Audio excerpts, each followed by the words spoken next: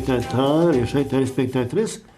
J'ai l'honneur, je dois le dire, l'honneur d'animer une petite émission, une émission sur l'environnement. Elle s'intitule Environnement, rencontre avec Félix le Béluga. Vous allez comprendre pourquoi on parle de Félix le Béluga. Pour nous en parler, j'ai le plaisir d'accueillir Mme Monique Hénault. Bonjour, monsieur. Et M. Jean-Pierre Gagnon. Bonjour, Louis. Bon, M. Gagnon, il y a quelques semaines, m'a parlé de Béluga, Félix le Béluga. Il nous a présenté Mme Monique Hénault. Vous allez me parler un petit peu de vous, Mme Hénault. Qui vous êtes? Moi, je suis une agricultrice de Saint-Félix-de-Valois, établie sur la ferme depuis mon mariage en 1956. C'est une ferme, au tout début, qui était une ferme de production laitière, et j'ai transféré en production avicole. Oui. Tout en gardant la production bovine. Oui. Donc, en 2001, j'avais besoin de faire des travaux de drainage sur les fermes. Donc, suite à une mauvaise grippe où je ne pouvais pas aller au poulailler, j'ai été visiter mes nouveaux fossés. Ouais. Et c'est là que j'ai fait une découverte un petit peu stupéfiante. Stupéfiante. Oui, parce que dans des fossés qui avaient 8 pieds au moins de profondeur, par 5-6 pieds de largeur, j'ai vu sur un côté des drôles de roches. Mais sur 10 pieds, des drôles de roches. C'est pas facile à comprendre, là. Ouais. Fait que tu regardes à gauche, à droite, il n'y en a pas. Tu regardes l'autre côté du fossé, il n'y en a pas. Là, tu te poses des questions. Tout d'un coup, j'ai vu ce que j'ai cru pour un os, l'autre bord du gros fossé. J'ai fait un grand détour et j'ai été me renseigner. C'était réellement un os. Mais un os de quoi? C'était 3 pouces et demi de diamètre avec des ailerons. C'est bizarre. Je connais pas ça. Parce que cette profondeur-là, une vache, un porc, c'est beaucoup plus mince que ça. Donc, je regardais le gros tas de tête qui n'était pas étendu. Et je me suis dit, il y a peut-être des os dedans. Ah bon? Ben oui. Donc, j'ai été au bord. J'ai joué... Excusez. J'ai joué dans la terre et j'ai trouvé 3 grosses vertèbres, 3 pouces et demi de diamètre, avec des ailerons, de la glaise avec des coquillages. Là j'étais défoncé, là. Maman. Parce que par chez nous, des coquillages, on est loin de l'océan, on est loin du fleuve, tout ça. Donc, j'ai apporté ces os-là, en apporté à la maison pour me dire, je vais savoir la provenance de ces os. Maman. Une idée de pas mal bizarre que j'ai vue. Pour commencer, j'ai appelé le vétérinaire. Ouais. On me dit, madame, on s'occupe juste des animaux vivants. Ils ont raison. Après ça, j'appelle Communication Québec à Joliette. Ça donne rien. On me transmet à Communication Faune-Épac. J'appelle Faune-Épac à Joliette. Ça ne sert à rien non plus. Faune-Épac, Repentigny. Repentigny, là, on me répond. Il y a un biologiste, mais il n'est pas disponible. Puis demain, peut-être qu'il aurait fait un tour. Donc, le lendemain, il est venu. Puis j'ai été lui montrer le site. Puis il a rapporté une grosse vertèbre avec différents petits os au docteur pathologiste de l'Assomption, docteur Lapelle. J'avais hâte d'avoir une réponse. 2 jours plus tard, docteur Lapelle m'appelle. Oui, un beau jeu de mots. Pour me dire, madame, c'est soit un taureau, un cheval, ou des animaux sauvages, un orignal. Ben, en vous pour moi, je l'ai trouvé un peu bizarre. Puis il me dit, ces os-là, je les ai mis à l'incinérateur et je veux avoir les pattes ou la tête. Je ne peux pas lui donner ce que j'ai pas, là. Exact. Le biologiste est venu, là, puis il a vu le site. Ouais. Donc, avec ces réponses-là, je suis restée pas mal ambiguë. Le docteur, il connaît rien. Mais je voulais continuer ma recherche. Fait que tout d'un coup, je pense à un de mes voisins, Pierre Meuret. Il est biologiste et producteur avicole aussi. Ah ouais. Fait que Pierre, Pierre vient à la maison, je lui montre ça. Oh! Il dit probablement que c'est une baleine. Les Inuits font des gravures sur ça. J'en ai vu à Beijing. Hein? Un autre son de cloche. Mais je n'avais pas de réponse définitive. Fait que je veux avoir ma réponse. Puis imaginez, là, vous faites tous des téléphones, là, puis ça avait l'air de n'avoir fumé du bon, hein? Vous répétez, j'ai des grosses vertèbres, 3 pouces et demi de diamètre, il y a des coquillages, puis je veux savoir la provenance de ces eaux-là. Madame, qu'est-ce que ça peut vous faire, ça? Ça me fait rien, je veux tout simplement savoir la provenance. Ah ouais. Fait que c'était pas facile, là. T'es ridicule dans le fond, là. Ouais. Fait que suite à ce que Pierre m'avait dit, puis il m'a posé toujours des questions, subitement j'ai pensé à Jean Melançon, mon beau-frère, qui travaille au ministère des Communications au Québec. Ouais. C'est un garçon de Sainte-Marie-Salomé. Ouais. Fait que j'explique encore la situation. Puis Jean me dit, bien, écoute, je vais essayer de trouver quelqu'un pour ça. 2 jours plus tard, il m'appelle, puis il me dit, j'ai contacté la Société de paléontologie du Québec. Le président est averti, ils vont te rappeler. Fait que quelques jours plus tard, M. Duclos, qui était le président dans le temps, m'a appelé pour me dire, dimanche, nous allons aller avec des spécialistes pour voir le site. Imaginez comment j'étais dans ma peau. J'avais peur de déranger du monde pour rien. L'orgueil est là, hein? Mais je m'attendais à voir arriver 2, 3, 4 personnes. Mais non, c'est un autobus avec 20 personnes qui sont arrivées. Eh bien. Oui. Fait qu'après leur avoir expliqué l'histoire, nous sommes allés voir le site. Ils sont revenus enchantés. Puis là, ils ont décidé qu'ils se faisaient une réunion à l'UQAM, à Montréal. Puis, après ça, vous me donnerez des nouvelles. Ah bon. Puis, quelques jours plus tard, on m'a appelé pour me disant qu'il était pour venir faire les fouilles. Ouais. Fait que pour commencer, il fallait faire venir une pépine pour enlever le dessus de la terre. Parce que le beluga était à quoi? À peu près à 1,5 mètre. Ouais. 5-6 pieds, là. Ouais. Fait qu'il fallait enlever le dessus de la terre. C'était beaucoup plus facile qu'une pépine. Ouais, ouais, effectivement. Et après ça, ils ont mis des planches dans le fossé, tout ça, pour se remonter. Ils ont commencé à faire des fouilles. Ouais. Et puis ça a donné quand même déjà un aperçu de l'animal qui était là. Je veux dire, Mais- la petite baleine blanche. Le but était de trouver qu'est-ce que c'était, là, justement. Non, justement. Ça fait que pour trouver ce que c'est, comme je l'ai dit, ils ont mis de quoi dans le fossé, tout ça. Et après ça, mais ça prend des petites truelles, des petites pelles, des petites brosses pour pas briser les os, Exact. pour les sortir de la glace. Ouais.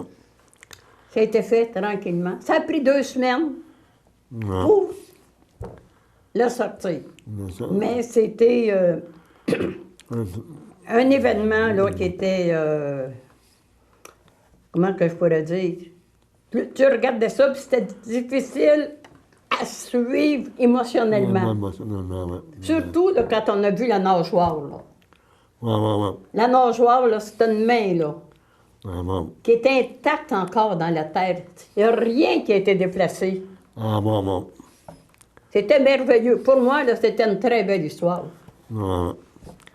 Et puis là, vous avez fait, comment, à un moment donné, on m'a dit qu'en 2001, c'est-à-dire l'année même où vous avez trouvé ça, il y a eu un monsieur Tisser de l'émission Découverte qui ont contacté avec vous. Comment ça s'est arrivé?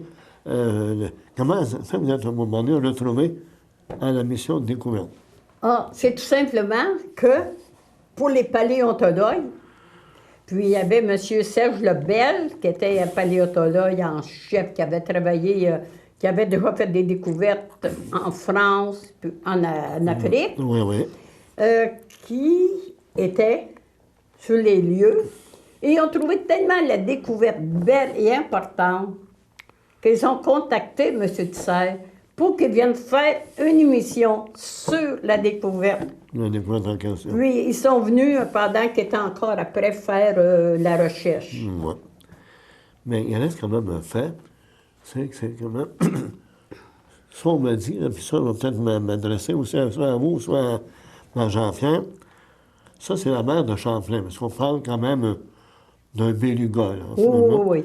Donc, une petite baleine blanche, on Oui. fait dans le... Peux-tu m'expliquer l'étendue de la mer de Champlain, puis en quelle année, on va dire, mais en quelle période ça s'est retiré? Alors, quand la découverte de Félix, comme Monique disait tantôt, c'est il y a 10 700 ans. Puis là, on peut retracer de façon assez précise, il y a 10 700 ans, c'était quoi la superficie de la mer de Champlain? Bien, pour donner une idée précise, juste vis-à-vis l'endroit de la découverte à Monique, où est-ce qu'on a découvert Félix, aller jusqu'à Roxton, l'autre côté, j'ai fait mes recherches, la mer de Champlain avait à peu près 80 km de large. C'était 80 km de large par 200 mètres de profondeur. Donc, ça veut dire que pour les cétacés, pour les baleines, puis pour la faune sous-marine, il y avait une vie qui était très foisonnante. Puis, le fait de faire cette découverte-là, à cet endroit-là, ça valide que c'était une plage. Parce que, comme on disait au resto tantôt, Félix, le beluga s'est échoué là. Et il y a un paquet de facteurs, un cumul de facteurs qui font que il y a eu un effondrement. Qu'est-ce que Monique nous disait, c'est qu'il y a eu un effondrement de glaise et d'argile qui ont fait comme un sarcophage naturel. Et là, bien, avec son sarcophage naturel, le sarcophage naturel, bien, il s'est conservé dans l'état jusqu'à temps que Monique le trouve, c'était le 25 juillet 2001. Ça veut dire qu'encore là, le fait que toute la succession d'événements ont fait que on a pu le découvrir là, et c'est le plus beau spécimen, comme Monique le disait, en Amérique du Nord, de découverte de fossiles de cétacés. Donc, mer de Champlain, 80 km de large, et on peut même, il y a une carte qui a été faite par l'UQAM, où est-ce qu'on peut voir les villages, mais Saint-Félix, Saint-Jean-de-Mata n'était pas là à l'époque, mais tu peux voir la plage entre Saint-Félix et Saint-Jean-de-Mata qui va jusqu'à l'autre côté, à peu près à Roxton Falls. Donc, ça donne 80 km à vol d'oiseau. Fait que ça vous donne une idée, ça nous donne des images. Donc, c'était la mer de Champlain. Aujourd'hui, si on était à vol d'oiseau, on serait un petit peu à l'ouest de l'archipel du lac Saint-Pierre. Ah, bon, d'accord. Voilà pour la mer de Champlain. Bon, vous m'avez parlé, comme vous savez, Jean-Pierre, on est allé au restaurant, vous m'avez dit qu'il y a deux éléments qui me paraissent évidents. C'est qu'à un moment donné, vous avez pris ça, vous l'avez entreposé, ou on a fait ça entreposer dans votre garage. Et oui. Et quand eux sont venus pour dire, maintenant, on prend tout ça, puis on va envoyer ça, supposons, à Tadoussac. Non, non, non, Pas à non. Tadoussac, non? Non. Pour commencer, c'est qu'il a fallu sortir du champ, Ouais. mais il est tout dans des petits sacs, là. Ouais, ouais. Les eaux, de toute façon, les eaux, il faut qu'ils soient comme scellés pour les conserver. Exact. Fait qu'ils ont emporté ça sur une grande bâche, dans un garage complètement neuf que je finissais de construire. Ouais. Donc, la première utilité de mon garage, c'était de mettre des os de beluga dedans. Ça flash plus, ça, que de mettre une BM. Hein. C'est plus rare, en tout cas. Puis, après ça, nous avons... ils sont venus les établir comme il faut, les examiner. Puis, le 31 août, on fait ça. Puis, le 8 septembre, ils sont venus les chercher pour les emporter à l'Université du Québec, à Montréal, pour pouvoir, justement, tous les recoller et remonter le beluga avant de l'envoyer à Québec, pas à Québec, à Ottawa, à M. Harrington, qui était le spécialiste des mammifères marins au Canada. Ah bon? Oui. Pour étudier, pour savoir son sexe, son âge au carbone 14, tout ce qu'on avait à savoir sur ce beluga-là. Le beluga-là. Oui. Puis une fois qu'il a analysé ça, le monsieur, là, est-ce que c'est lui qui a décidé ou faut se retrouver, comme on parle, on a des tas de sacs, là? Non, non, non, non. Lui, non. Lui, il l'a tout simplement remis au paléontologue Ouais. en lui disant, que c'était un animal qui avait 10 700 ans, plus ou moins 90 ans, Ouais. que c'était un mâle. Ouais. Puis, après ça, ils l'ont exposé, justement, à l'UQAM. Il était exposé un bout de temps. Ouais. Après ça, ils ont demandé de l'argent au gouvernement pour pouvoir le mettre au biodôme.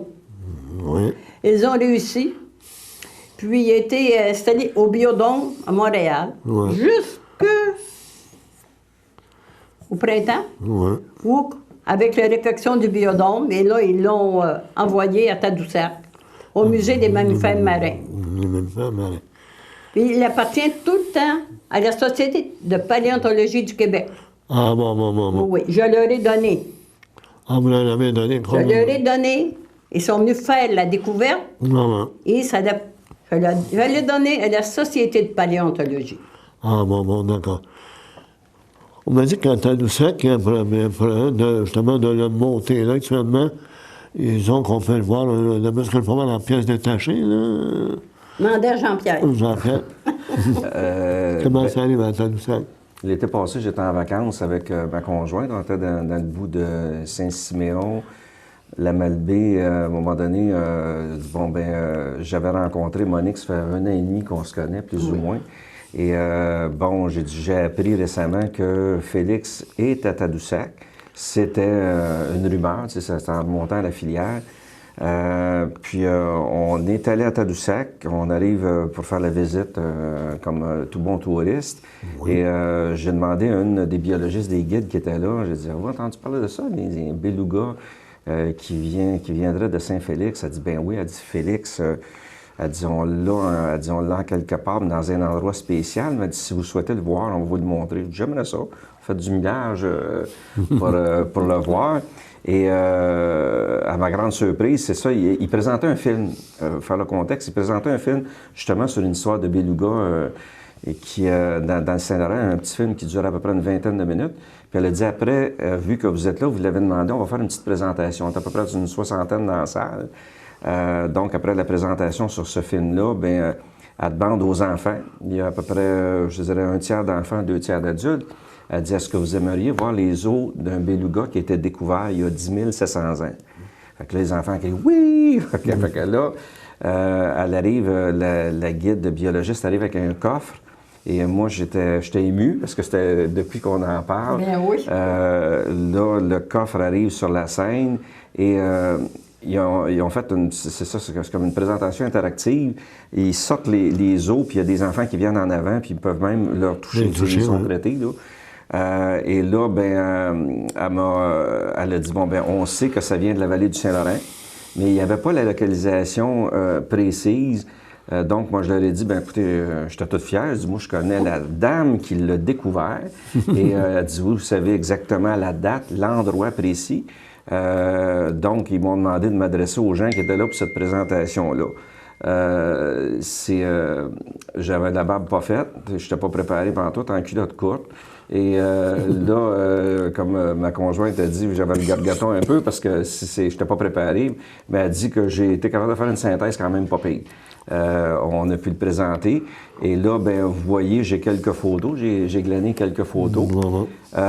Et là, ces gens-là m'ont dit au GRAM, le groupe de reconnaissance sur l'écosystème des mammifères marins, si je m'abuse, ont dit que ils prépareraient une petite salle qui va être spécifiquement dédiée à l'interprétation du fossile de beluga Félix pour en 2020 ou peut-être 2021 ou plus tard.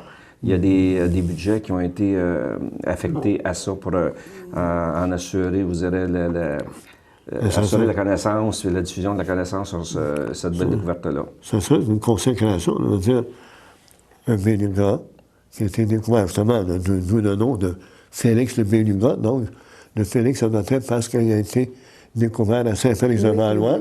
Oui. Non. Fait que là, donc, c'est un beluga qui est là, qui a reçu à Tadoussac, 10 700 ans. À partir de ça, avec l'autre fusil, là, présenté à Tadoussac, présenter vraiment là, l'ossement ou l'ossature de Félix de Béluga. Ça serait quelque chose d'absolument merveilleux. Ça. Et vous voyez, bien, c'est ça, j'ai dit, Monique n'a pas fini de travailler quand elle a découvert ça, le 25 juillet 2001. Elle pensait que la job était finie là. Mais là, même aujourd'hui, ce qui est le fun, c'est que là, ce qu'on fait aujourd'hui, on est avec toi, Louis-Marie, mais tout le contact qu'on a avec la graine, c'est que là, on est en train de s'arranger. Je pense qu'il y a une petite pression qu'on fait pour en assurer, je dirais, la visibilité à Félix et que l'histoire se perpétue. Ouais. Parce que, tu sais, Saint-Félix l'avait pris, il y a un sentiment d'appartenance par rapport à ça, mais là, on dirait que Félix est en train d'avoir une reconnaissance nationale qui va perdurer. Et puis on le répète, puis on n'est pas gêné de le répéter, mais comme on disait, c'est la plus grande découverte paléontologique qui a été faite dans la vallée du Saint-Laurent là, au niveau des mammifères. Ça, c'est sûr. C'est indéniable. C'est ça, puis ça va contribuer aussi à l'histoire. Oui. Tu sais, à un moment donné, là, tu dis, ben là, on parle théoriquement de la mer de Champlain, de Whoop, là. Qu'est-ce qu'elle a donné, la mer de Champlain? Une découverte de Béluga à Saint-Félix-de-Valois. Donc, déjà, ça peut orienter des gens à accroître leur connaissance, dire, hey, Saint-Félix-de-Valois, c'était la mer de Champlain. C'est une preuve. Il y a une preuve tangible. Oui. Une preuve tangible. Puis même, je peux mettre une petite parenthèse aussi, c'est que Monique, là, Louis-Marie, vous le savez, on est l'organisme de bassin versant de la zone Bayonne et on a eu un beau projet d'amélioration de la qualité de l'eau en milieu agricole, puis pour la découverte d'un petit poisson qui s'appelle le fouille roche-gris. Et Monique, elle nous a donné son appui et son support. Elle participe en tant qu'agricultrice à ce projet-là. Puis à un moment donné, avec notre compère, M. Trudeau, que tu connais bien, on s'est dit, tout est comme attaché. On arrive chez Monique, nos experts de la zone Bayonne, les filles, Fanny puis Patricia, sont arrivés chez Monique, ils ont échangé. On a parlé d'éventuels aménagements sur le bord du cours d'eau, tout ça. Puis à un moment donné, nous autres, on a comme basculé aussi dans l'histoire de Félix. Puis on voit que, tu sais, il y a tout, c'est le fun de la vie parce que t'as des liens qui se font auxquels tu t'attends souvent pas. Tu es en train de tourner ésotérique, là, mais c'est vrai, tu sais, des fois, il y a des choses qui nous arrivent qui sont le fun et tu dis, je m'y attendais pas.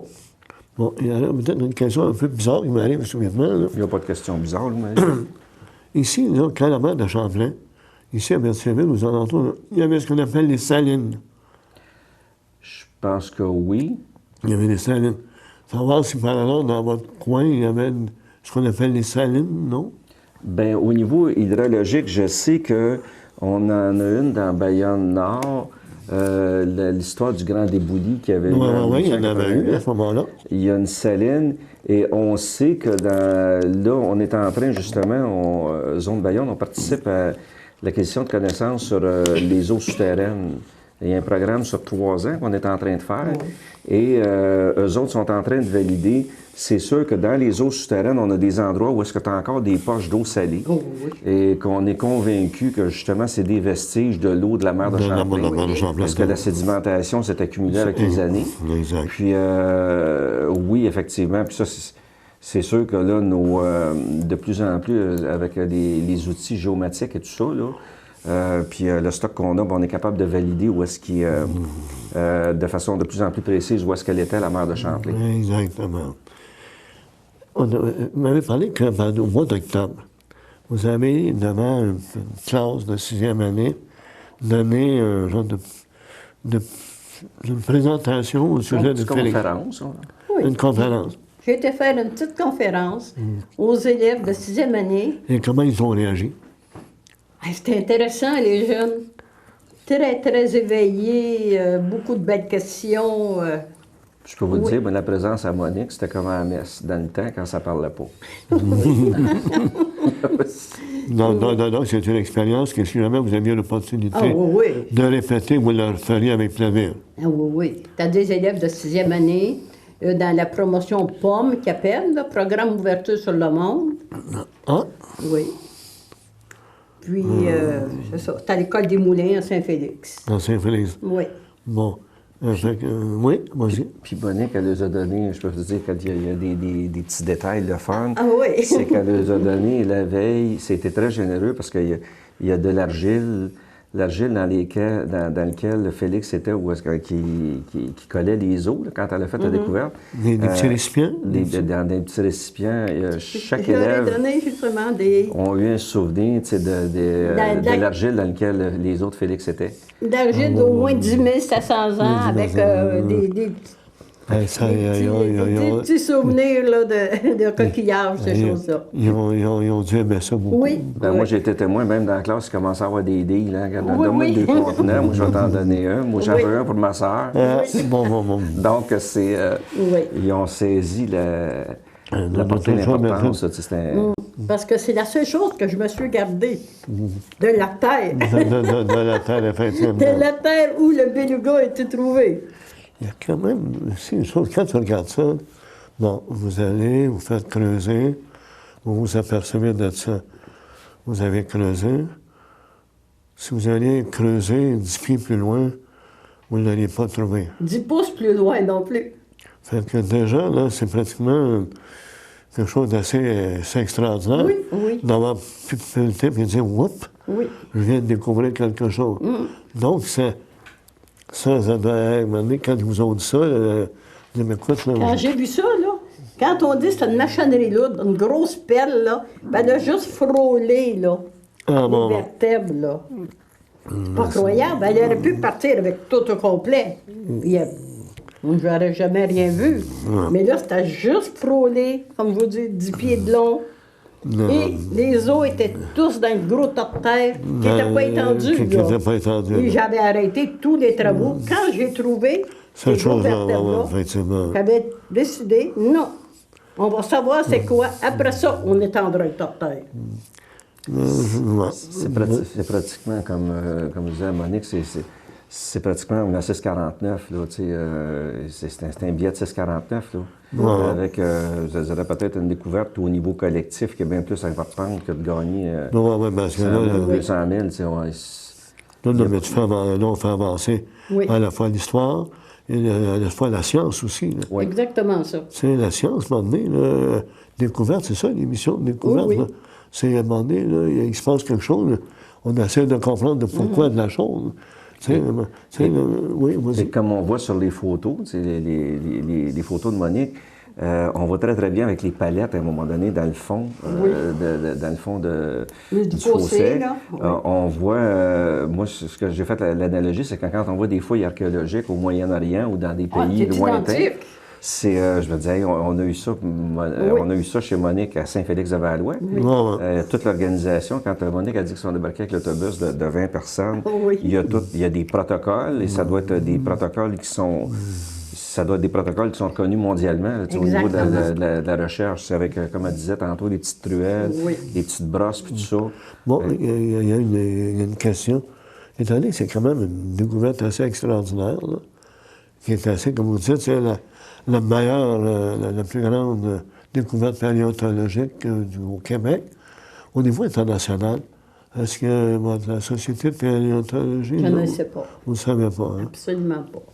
Moi, quand on fait une recherche, je pense que c'est en termes de référence du côté je me suis promené sur Google quand on regarde, là, puis c'est sûr que à cette heure, avec les réseaux sociaux et tout ça, je pense qu'on extrapole, oui, ça a une présence, ceux qui veulent se référer, mettons, à la découverte de mammifères marins ou de fossiles ou des choses comme ça, c'est ceux qui tombent là-dessus, puis ça peut être une référence au niveau mondial aussi. C'est une référence, parce que quand même, tu sais, là, tu dis, Saint-Félix-de-Valois, les gens viennent, là, vous avez découvert un beluga à Saint-Félix-de-Valois, mais là, ça va se faire, oups, ça marche. On est loin du fleuve, puis on est loin, là. Puis là, comme on vient de dire, un pied plus, il n'est plus là. Là, vous êtes allé au bon endroit. Oui. Il y en a peut-être, il y en a ceux qui croient en Providence, mais il y en a une Providence. Là. Oui, sûrement. Fait que, là... Puis moi, je trouve ça tellement le fun. Quand on parlait du lien, tu sais, vous savez, c'est ça, je m'occupe des bassins versants là, depuis 2004. Puis je me disais, ben j'avais comme pas une petite nostalgie ou un petit fantasme. Je me disais, oups, à l'époque de Félix, l'eau était claire et était limpide en tabarnouche. Il n'y avait pas de problème au niveau de la qualité de l'eau. Puis tu t'imagines, ça nous amène à plein de questions il y a 10 700 ans. C'est ça, je suis content à Monique. Je cherchais, puis quand on fait on fouille dans l'histoire de l'humanité, il y a 10 700 ans, je disais ça à Monique tantôt, ce serait pas mal concordant avec le début de l'agriculture organisée au niveau de l'humanité, au Moyen-Orient, où est-ce qu'il y a aujourd'hui la Syrie, l'Irak, l'Iran, tout ça. Mais l'agriculture commençait là. Puis j'ai dit à Monique, on fait un drôle de parallèle. C'est ici, dans la vallée du Saint-Laurent, à Saint-Félix-de-Valois, c'est une agricultrice qui découvre le fossile du beluga. Dis donc, on cherche des concordances des fois, là. Je me disais, c'est spécial quand même. C'est spécial. Fait que ça nous amène, moi, ça me fascinait. Je me suis dit, on va aller voir un petit peu où est-ce qu'on était, là, où est-ce qu'en était l'homme il y a 10 700 ans. Ah, non, cette découverte-là, ça t'a permis une réflexion sur l'aspect agriculteur, sur l'aspect transformation de l'être humain, de cueilleur là, qui se promène. Exactement. Le nomadisme arrêtait. L'organisation de l'agriculture, les semences et tout ça, là, ça concordait pas mal en même temps. Bon, je vais revenir le fameux de ce même mot. On a découvert, la plus grande découverte, mais ce beluga-là, la façon dont on peut dire, on avait émis l'hypothèse qu'il y aurait eu comme un éboulement qui l'aurait fait prisonnier, puis fait en sorte qu'aujourd'hui, justement, là, les fins d'année qui avaient été ensevelis, qu'on ait conservé tout ça. Est-ce que, si on... Bien, c'est que à l'endroit où on a trouvé le beluga, c'est au pied d'une grosse montagne de glace, en fin de compte. Ah, bon. Probablement qu'il y a eu un glissement. Et le beluga a été enterré pour demeurer intact. Parce que sans ça, s'il était mort sur le bord de la grève, avec les vagues, il aurait tout été disloqué. Exactement. Ou mangé par un autre animal. Et là, il était intact dans la terre. C'est quand même formidable. Oui. Puis quand Monique parle de ça, il me vient une image aussi, c'est que justement, on a au mois d'avril 2017, chez un producteur agricole à 1 kilomètre de Saint-Cuthbert, sur la rivière Chicot, il y a eu un gros déboulis je dirais à peu près à peu près 60 mètres de profond par 60 mètres 30 mètres de profond par 60 mètres de large et à peu près 60 mètres, en tout cas 180 par à peu près 30 pieds, là, je vais y aller. Et on regardait, ça l'a complètement obstrué, la rivière Chicot. Et je regardais justement le même type d'effondrement. Si tu avais eu une carcasse d'animaux, si Félix allait être en bas, il était enseveli. Et tout ce qui était là, écoute, ça allait ensevelir des arbres au complet, là, des arbres nature. Et si tu avais eu des animaux, quoi que ce soit, c'était enterré puis ça reste là. Oui, nous avons des berges en glace. C'est ça. Donc, c'est pour ça on peut le phénomène des effondrements de berges de cours d'eau, on peut le voir encore aujourd'hui. Fait que c'était un petit peu le même type qu'il y avait eu à l'époque. Écoute, tout ce que je vais vous souhaiter, c'est que Félix de beluga ait une deuxième vie, en ce sens qu'il permette aux gens, vous parlez des belugas, mais ça peut vouloir dire on a trouvé un beluga, mais comment vivent les belugas aussi? S'informer, comme lors du dîner, là, ce midi, on a parlé quand même de cette relation entre l'humain et puis le beluga.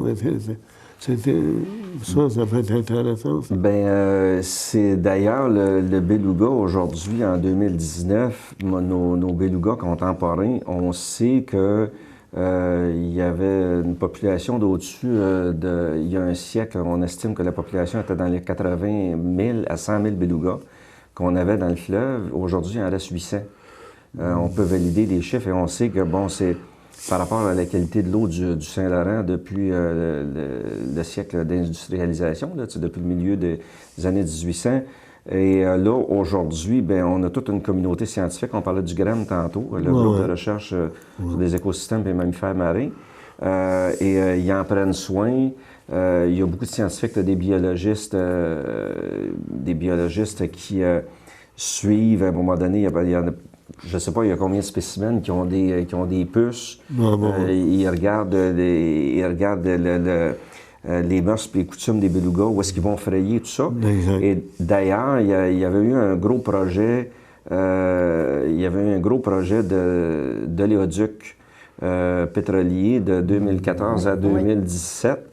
Et les gens, à un moment donné, le Centre québécois du droit à l'environnement, les avocats ont déterminé qu'à Kakuna, il y avait un projet. Eux autres, il y avait un projet de port en eau profonde pour du pétrole. Et ça l'a comme foiré parce que c'est une frayère à beluga qu'il y a là. Et les gens, la population de Kakuna, à un moment donné, se sont comme appropriés ça, puis on dit, oh, palais, on ne peut plus se payer, je dirais, de la destruction d'un habitat de beluga. Ils sont tellement mal en point, mais en même temps, ils sont mal en point. Mais ce sont des bioindicateurs. Quand ils disent on est capable de n'avoir, là, la population est stable à 800 depuis à peu près une dizaine d'années. Donc, on dit c'est stable, on ne peut plus en perdre. Alors, de façon spéciale, ils sont devenus comme un baromètre de la santé du fleuve Saint-Laurent. Exactement. Puis là, les gens, je pense que les gens du GREM font un très, très beau travail. Et là, nous autres, on apporte, avec la découverte de Monique, comme je disais tantôt, je pense qu'on fait une jonction. Puis, il faut pas... Allez-y, on invite les téléspectateurs, Louis-Marie, allez-y au GREM à Tadoussac si vous planifiez un voyage et demandez, exigez de le voir, Félix, et de prendre des photos avec la grosse boîte. Parce que ça va être en le demandant, puis en allant le voir, qu'on va en assurer la pérennité. Ah bon. En tout cas, au niveau du ministère de l'Environnement, oui. Est-ce qu'il y a eu des approches? Écoutez, non, ça vous ne savez pas. Nous autres, c'est dans la mécanique de l'organisme de bassin versant, nous autres, on est un conseil d'administration. Et le conseil d'administration, le ministère de l'Environnement et de la lutte au changement climatique, notre rôle, c'est d'élaborer un plan directeur de l'eau et de s'occuper de la santé des cours d'eau qui nous sont confiés. Mais tout ce qui est volet de visibilité, de sensibilisation aux cours d'eau, on a l'attitude pour aller où est-ce qu'on veut. Et quand notre conseil d'administration nous suit là-dedans, on y va. Et je te laisse deviner, Louis-Marie, quand on est arrivé avec cette découverte-là, il n'y a pas grand monde dans le conseil d'administration qu'on dit « c'est plate », qu'on n'embarque pas. Parce que c'est de faire...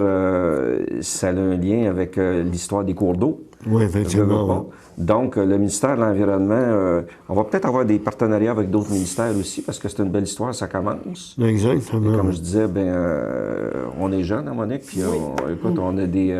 Encore bien des années en avant de moi. C'est ça. Donc, on regarde le projet, c'est comme c'est en continu. Dans le fond, on peut jouer avec l'âge de Félix. On peut dire des fois il y a 10 500, des fois on peut dire il y a 18 ans. C'est ça. 10 800, mais peu importe. Oui.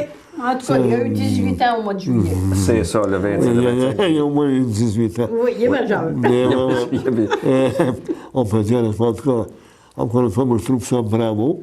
D'autant plus que c'est dans la région de la Nodière. Il ne faut quand même pas l'oublier. Donc, la région de la Nodière, on peut se vanter d'avoir, la découverte paléontologique la plus complète, la plus moderne concernant les belugas. C'est quand même un élément de plus, un élément positif. Puis moi, j'aurais un merci à dire à Félix, tout à fait spécial, parce qu'il m'a permis de découvrir une personne assez extraordinaire que je ne connaissais pas il y a 2-3 ans. Madame Monique. Puis qu'on a beaucoup de plaisir à faire ça dans ce projet-là. Écoute, jusqu'où ça va aller, je pense que ça va aller loin. Avez-vous d'autres activités dans le cadre de Félix actuellement, vous deux? On a, c'est... Je laisse Jean-Pierre. Je vais avoir de l'argent à Monique. C'est ça, c'est rendu mon argent. Bon, c'est ça. On a probablement 2 autres écoles qui ont un intérêt. Tu sais, quand on avait été avec Monique, on avait préparé une petite présentation de diaporama. Puis comme je te disais tantôt, moi, j'ai été... toutes les deux, on ne s'attendait pas on n'avait pas d'attente. Non, et que quand on est arrivé, j'ai été... écoute, elle était prof. Elle savait, elle était professeure. Puis sa façon d'apporter des choses et tout ça, les élèves avaient une attention. Tu sais, on parle souvent, on dit, oui, les gens de la misère à se concentrer, tout ça. Écoute, c'était magique. Tu sais, il y a une belle histoire. Fait que ça montre que quand tu as une belle histoire, tu as quelque chose à apporter, puis t'aimes ton sujet, bien, je veux dire, il était au rendez-vous. Ça transcendait de beaucoup. Puis écoute, avec les cadeaux, à la fin, nous autres, je pense qu'on aurait passé l'après-midi là. Oui, oui.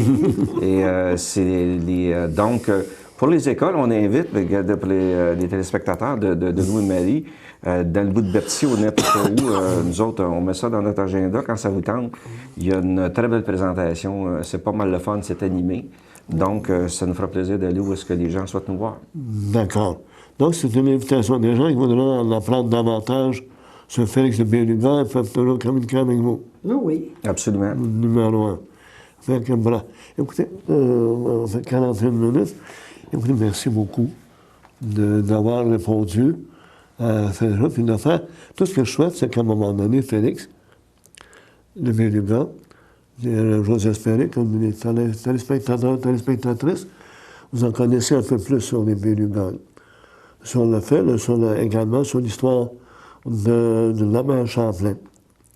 Donc, ça prouve qu'à Saint-Félix-de-Valois, il y avait la mer de Champlain.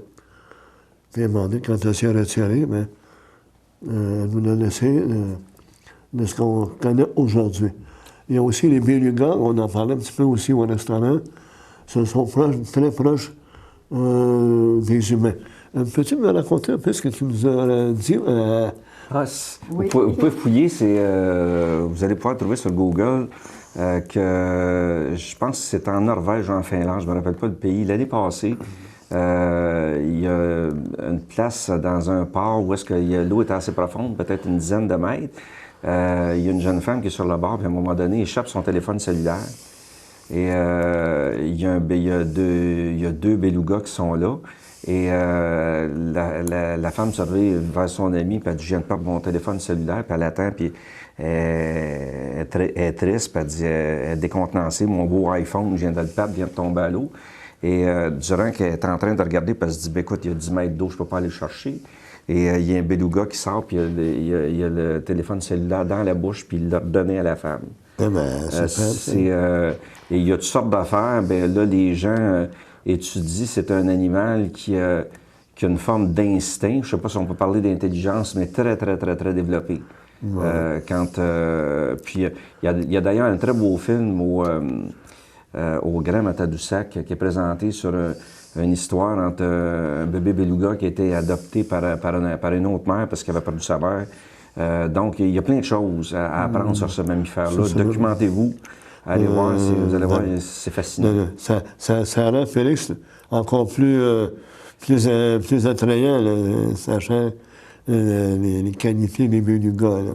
D'après moi, Félix, il n'aurait pas pu aller chercher de cellulaire à l'époque. Mais, non. mais c'est... Puis Louis-Marie, ça aurait été spécial, par exemple, parce que le studio à Louis-Marie, il aurait été à Saint-Jean-de-Mata. Bien oui. C'est ça. Et moi, chez nous, est-ce que sur la plage aussi? Ah, ben oui, Monique est surélevée. Sa maison, c'est vrai, écoute, ben là, la maison vaudrait plus cher encore. C'est sur le bord de l'eau. Ça sera sur le bord de l'eau. En tout cas, disons qu'on va vous souhaiter de joyeuses fêtes. Merci, Louis. Je vais surtout vous souhaiter qu'en 2020, il y a plusieurs de vos projets qui se concrétisent, qui se matérialisent. Et puis j'invite les téléspectateurs et téléspectatrices, là, comme nous a dit Jean-Pierre, si jamais on s'en va du côté de Tadoussac, on s'en va au musée de Tadoussac, ou encore on va visiter sur l'ordinateur, sur Internet, tout ce qui concerne les belugas. En connaissant un peu les mœurs des belugas, en tenant compte que Félix le Béluga est dans la région de Lanaudière, je ressens c'est une certaine fierté, du moins, c'est ce que je ressens, une certaine fierté d'avoir cette chose-là qui est quand même, comme on disait tout à l'heure, disons, la recherche paléontologique la plus complète au Québec, ou sinon peut-être au Canada aussi. Et Oui. si vous voulez le trouver sur justement Facebook, sur Internet, vous cherchez Félix le Béluga Oui. et il y a tous les renseignements. Full d'informations. Toutes les informations. Donc, Oui. donc, on a, Félix le Béluga sur Internet, sur Google, là, Félix le Béluga, puis vous trouvez tout. Oui. Fait que, merci beaucoup, puis encore une fois. Merci Au plaisir beaucoup. de se revoir, puis j'espère que vous allez avoir d'autres écoles, puis d'autres endroits, puis si jamais il y a des clubs qui veulent vous avoir comme conférencière, ben, on communique Avec Jean-Pierre. avec Jean-Pierre. Bien oui. Merci beaucoup.